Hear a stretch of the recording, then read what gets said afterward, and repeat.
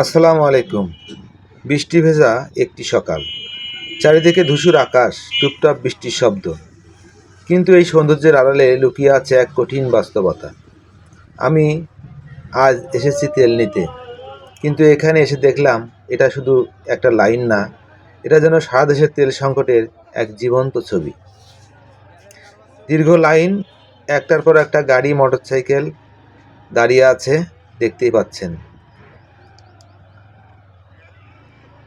তেল দেওয়া এখনো শুরু হয়নি। 10টা বাজলেই তেল দেওয়া শুরু হবে। এখন বাজে 9টা 30 মিনিট, সকাল 9টা 30 মিনিট।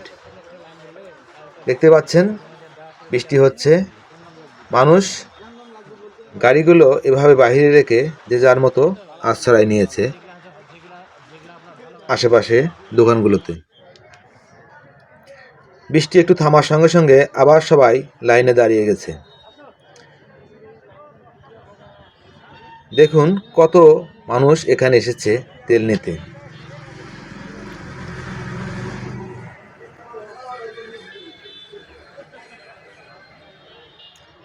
আমিও অপেক্ষায় আছি, তেল নেব।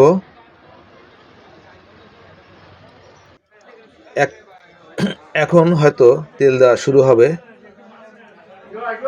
পাম্পের মেশিন স্টার্ট হয়ে গেল, দেখতে পাচ্ছেন বন্ধুরা।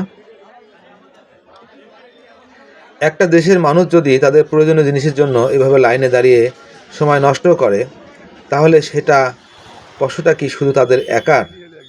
এই লাইনটা শুধু তেলের জন্য না, এটা অভাবের, অব্যবস্থাপনার আর অবহেলার প্রতিচ্ছবি।